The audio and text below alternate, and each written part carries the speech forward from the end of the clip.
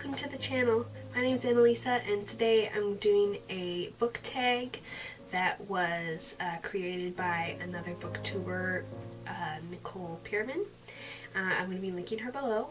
And this one is about phenomenal females, focusing on the best of the best of female characters. Before I get started, just let me say sorry if this eye gets kind of twitchy or looks kind of weird. I got something I'm allergic to in it yesterday and it hasn't fully recovered yet. Also, my voice is a little froggy.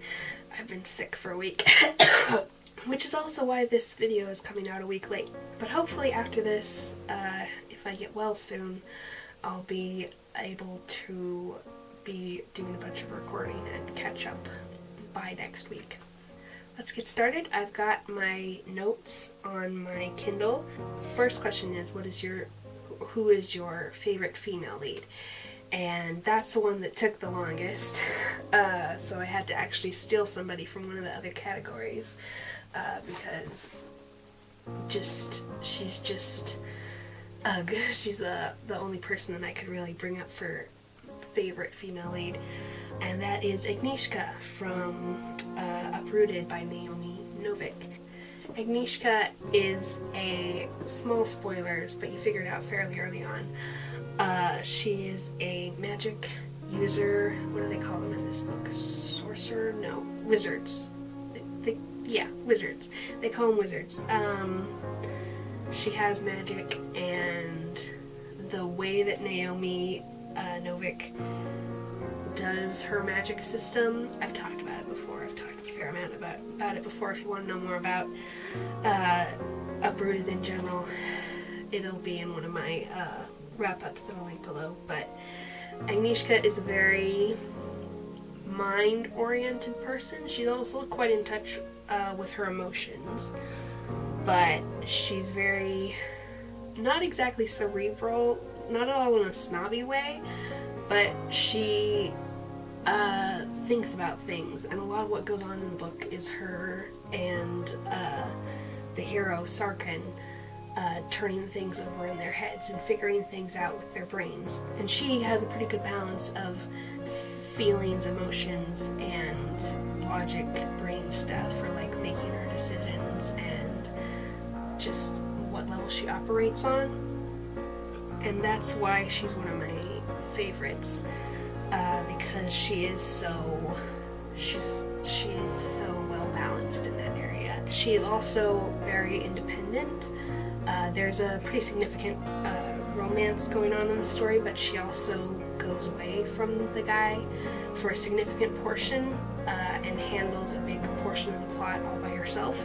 And with other people who aren't him, she goes and makes new contacts and engages with other wizards and, oh sorry, stuff in my eyes. She does a really great job of handling herself professionally, even though she's very inexperienced. She's very honest and practical and figures out stuff, but she's also flawed, and in like significant ways that actually mean something and make her really human and really cool, and that's why she's my favorite female lead. She's just really epic too. She's very good at her magic and does some amazing things and comes up with some amazing ideas, original ideas. She's a very creative person. I really like that. On to who is the female character you think is the scariest, or who scares you the most. I'm not sure how Nicole phrased it, and it doesn't have to be a villain. It could be a villain or a protagonist. In this case, I chose a protagonist, and that is Feyre from the Court of Thorns and Roses series. Isn't this a gorgeous cover? Like, I just really love this color. Anyway, it's such a pretty green. Anyway, Feyre is very scary in that she has very strong morals, but she's willing to like use her very powerful powers. She's got a lot of powers to destroy the bad guys. She's totally not worried about destroying the bad guys, somewhat brutally a fair amount of the time, and doing what needs to be done to take care of her family and friends and so on. And she's just generally pretty badass. the reason I would pick her as the scariest on top of having a lot of power and being willing to use it is that she is scared of things, but like she's willing to face her fears when she's afraid of something if it needs done. Like especially in Court of Wings and Ruin, she goes up against some of the biggest, baddest, scariest people that she's been scared of throughout the other books and have caused trouble. She's had to go up against and be very careful around. She goes up to them and like inquires to get their help in this one, and does a bunch of things she's super scared of in this one. And she doesn't care that it's scary, she's gonna do it anyway, and that's why I think she's the scariest person. There are eviler ones who I would be more scared would hurt me personally, but I think she's like the scariest two bad guys, or like if you weren't on her side, she's the scariest. Now for sassiest, the person I most enjoy being sassy in books, although I enjoy it across a lot of characters, and there are a lot of female characters I could have picked for this one. I have to say the one who is the sassiest but who wasn't already taken for other categories would be Elizabeth Bennet from Pride and Prejudice. I've seen both Pride and Prejudice and Sense and Sensibility, and I've read the books, and I've read a bunch more of Jane Austen's books since then, because I think she's really cool. And the reason that Elizabeth Bennet is so sassy is because Jane Austen is so sassy. She's reliably sassy across her books. Just even the way she writes people who aren't actively being sassy, she sasses them in her like narrative, so that's really cool, and that really comes across with Elizabeth Bennet, who she has be sassy towards other people. The lines, they're very well thought out and very well delivered. I really like Elizabeth Bennet and Jane Austen by extension, the sass there. Okay, my favorite kind of female character. This one, the first person I thought of course, was Cinderella, who her whole thing, her whole point of her story is about being kind, and being kind despite everybody not being kind to her, and how things eventually work out without her having to be aggressive or taking charge or anything like that, but just by being kind. That's what she eventually uses, what eventually makes things work out in her life. But most of the Cinderella retellings that I know the best, or are closest to the original fairy tale, are movies, and this is book tag, which I did think about doing both books and movies / video games for this. So I believe I'll be doing a version of this talking about movies, shows, video games, but later on. And for now, since I was doing books, and I do know a lot of Cinderella retellings in books. I haven't read Jane Austen, she did one, but Ella Enchanted is one that I'm very fond of. But there's a bit less of a focus in Ella Enchanted on being kind. So then it occurred to me that there was actually another female character whose main thing about her I felt was that she was a kind person, and it was one I read very recently, and that was Bitterblue. Bitterblue is actually a sequel of another book, but it very much stands alone. You don't have to have read the former book to get what's going on. There's a lot of explanation. Plus, I think it has a different main character. I think the main character of Grace Sling was a girl who's only in this part of the time, because she's mostly off adventuring, whereas Bitterblue is the queen of this country that's just been saved by this other girl mainly. And so Bitterblue is staying home and rebuilding while the other girl goes off and fights more fights, because that's what she does. So Bitterblue, I talked about the book in general and what happens and what it's about in a wrap-up I'll link below, but basically Bitterblue she's reconstructing her country, and she has to deal with a lot of cover-ups, a lot of people, A lot of people around her that she works with have been traumatized in the past. She's been traumatized. All her friends have been traumatized by the evil king who used to rule, and things are just really difficult. And she also has to make peace between different types of people who live in the country, who don't trust each other and have difficulties with each other. So basically she's a diplomat, and she has to be kind to all of these people who are angry and upset and not dealing with issues very well. And I think she does a really great job of that. And she's very good at not getting fed up and disgusted at times when I might have gotten fed up and disgusted. But she's very patient as well as being kind. So, best character development. What female character do you believe has the best character development across a series or in a novel? So for that one, I actually knew pretty immediately who I wanted, and that's the reason that she has such great character development is because she develops across 47 books that this woman has written about her and her friends, and that is Eve Dallas from the In Death series by J.D. Nora Roberts. I've read all of them except the newest one that just came out. I haven't gotten around to that one yet. I'm currently rereading. I started with this one, which is a fair ways in. Like, this is fortunately they list them here in every book so you don't lose your place because they're not numbered. 16. So this is the 32nd book in the series. I'm going forward from there because I've reread the older ones more. So I'm going forward from there, and I'll end with the newest one that just came out this spring. So Eve Dallas, I've talked a little bit about this series in former videos, but not too much. Eve Dallas is a police lieutenant in 2060, so only 40 years into the future, because it starts in 2058. That's when this police lieutenant she's a homicide detective, so she's solving murders set in the future in New York. She has PTSD after being repeatedly raped as a child by her father, and then killing him in self-defense when she was 8.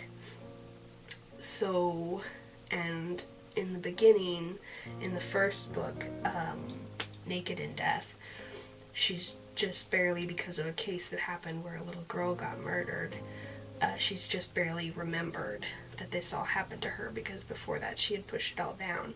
And then a few more cases happen she writes, there's about one book it starts out faster, so the first book takes at least a month to go down, and so does the second one, and then there's some space in between. But as she's gone on and the years have gone forward, she's kind of slowed it down, so each case takes about a week or two, and each case is a book, so she can squeeze a ton of books into 1 year of Eve's life. As the books have gone on, she's come up with more cases and more personal things that have caused her to more and more deal with this PTSD, but it's been very, very gradual, because she's done one book every few months. We get to see how she progresses with the mental illness through these months and through these cases that trigger different things going on in her brain.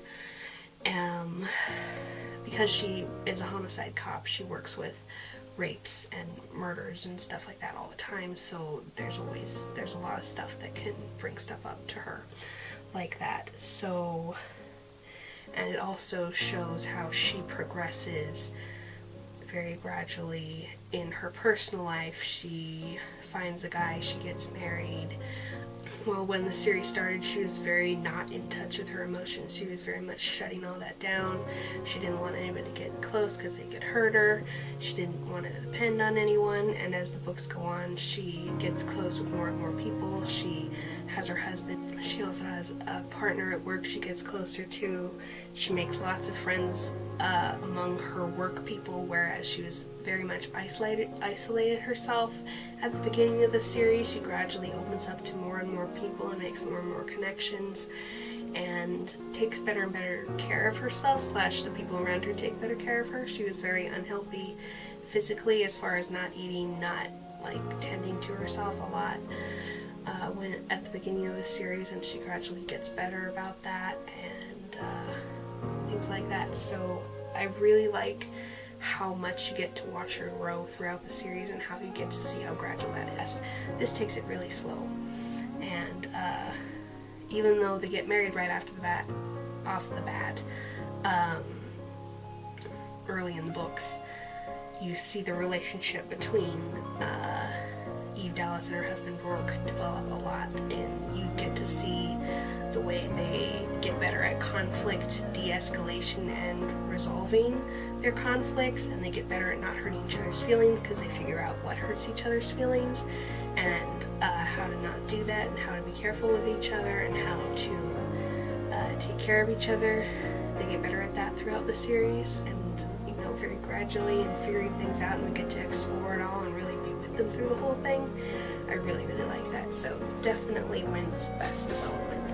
Okay, what's next? Best Sidekick. That would have to go to Jasmine, who is one of not very many female sidekicks. I thought a lot about it, and I couldn't actually think of a lot, but she still does need one of these categories, so it's good that this was one. Jasmine from Deltora Quest. By Emily Rada. I've talked a fair amount about this series, and I've just read all 4 of these. There's 4 in 1 in this volume. I've just finished this last month, where I didn't read very many books that month, which is why I'm going to be tacking on what I read in June onto my July wrap-up, so you'll see that next month. But this was a very nice, relaxing read, and part of it is because Leaf, Jasmine, and Barda, who are the main characters, are some of my bestest, oldest friends from when I was quite small. And I still really like the stories, and I still really like the action and the creativity of the creatures and everything. So it's really nice when you reread an old favorite and find out you still like it just as much as you used to. So Jasmine, this is one of those books where there's a team, and they all have like their particular, it's a questing team, so they all have their particular things they're good at that make them good in a fight / in figuring things out. So we have Leaf, who's the main puzzle solver, and he's also quick on his feet, and he's a sword fighter. We have Jasmine, my favorite sidekick, who is a good lateral thinker. She doesn't, her thinking, because she was mainly an orphan, mainly grew up an orphan, and she grew up just with her parents before that, isolated in the forest. Jasmine doesn't value money, she doesn't value public opinions. Anyway, she's good at thinking weirdly because of that, and she's also the acrobatic one who like flips through trees and can talk to trees actually, and can talk to animals. And she brings along her crow, Cree, and her little fuzzball that doesn't, not a hamster, maybe like a chinchilla kind of, who rides around in her jacket or on her shoulder, and she talks to them both. And then Bardet is the strong man who knows about military tactics and stuff like that. So the reason Jasmine is my favorite female sidekick is that I really like somebody who doesn't care about society's rules. She really likes the outdoors, and in fact she really doesn't like the indoors. She feels trapped indoors. She likes to be very free. Freedom is a big thing for her, as it is for me, so I really appreciate that. And then of course I like her whole talking to animals and trees thing. It's kind of elvish. And and I always really like the acrobat character / the ninja type character. I really like that. She walks quietly and things like that too. She's also kind of their moral arguer, not in a like she's been taught this so it should be this way thing, but more of a this is fair and this is not. We're gonna do the fair thing. She's logical. She doesn't mind what's it called? Not grave robbing, but corpse looting, I guess. I don't know. Taking stuff off her enemies' bodies. She goes straight to searching them, while Leaf and Bart are like, oh, you can't do that. But she's also very much someone who, if they see someone in trouble who's being attacked by someone, she wants to storm right in, whereas Leaf's like, no, we gotta watch from the outside and see what's really going on, and like make sure we don't get captured ourselves. And if she thinks something the group is doing is wrong, she's gonna confront them about it. She's not gonna keep it to herself. She doesn't mind somebody else coming up with a plan as long as she thinks it's a good plan. She'll go along with it, even if she wasn't the one to come up with it, kind of thing. Then the next question is, who do you think would be your BFF, or who would you like as your BFF? I think it's who you think would be your BFF. But for this one, I kind of had to read the other categories because all my favorite people had kind of been taken already. But who I think would be my BFF, I have to go with Agnieszka again, just because I like her whole magic way she thinks about magic thing. I think we could talk about magic and books and how much we like trees and forests. And the other person who's closest to who I would want as my BFF would be Jane Rowland from the Temeraire series, but I also have her picked for another category, so I'll tell you about her in a moment. Which both of them were written by the same person, Naomi Novik, so maybe I really wish I could be Naomi Novik's best friend. Then there's who do you think is the most misunderstood female character, and you could interpret that a couple of ways. I believe the way Nicole used it was who is misunderstood by the readers, but I try to stay away from a lot of fandoms because they scare me. So I went more in the direction of who is most misunderstood in the book, like by other characters, and so for that made me think of Nari from the City of Brass. I talked about this book in another of my wrap-ups, and one of the things I noted was that somehow the way that the author wrote it made me not mind the main character Nari / her two other main character people being kind of morally gray. I didn't mind that, whereas usually I really don't like characters who are morally gray. But Nari is a con woman, and so she very naturally doesn't show a true portrait of herself. She doesn't let pretty much anybody see who she really is. Or if she does let somebody see who she really is for a while, she will confuse them later on by showing them something that isn't her, so they won't know which is real or if neither is real. And so both the main men she interacts with both get confused about who she really is multiple times throughout the book. And the public also has their own opinions about what they want her to be and who they think she is, and various political forces that are going on in the book think she's one way when she's not, when she's really think that they're the ones conning her when she's really the one conning them. And so I think she's very misunderstood, not necessarily in a negative sense, because she kind of wants to be misunderstood. And then there we come to the category I put Jane in, which is who do you think would save the day? Or who would you trust to save the day if bad stuff was going down? So I have fangirled a fair amount about Jane. I haven't put it in a video, but I have recorded myself doing it when I was working on my Temeraire video, but it was just too long and I had to cut it. But I really freaking love Jane Rowland, and one of the reasons is that she's just so capable. She, you see in the book, she rises through the ranks, and it's very deserved, because if she gets knocked down for various undeserved reasons, like being a woman / being involved with the main character, Captain Lawrence, when he's been doing stuff that people don't like, but she eventually ends up very high ranked in the military because she's just so capable and she's such a good leader, so she's so good at getting stuff done when other people can't seem to manage it. So I think she would save the day no matter what was going on, especially if she had her dragon. But even if people didn't want to listen to her, even if people thought that because she's a woman and because she's an aviator, who are not thought of very well in these by other members of the government / the military, she will make people listen, and she will make sure things get taken care of, even if people don't want to listen to what she has to say.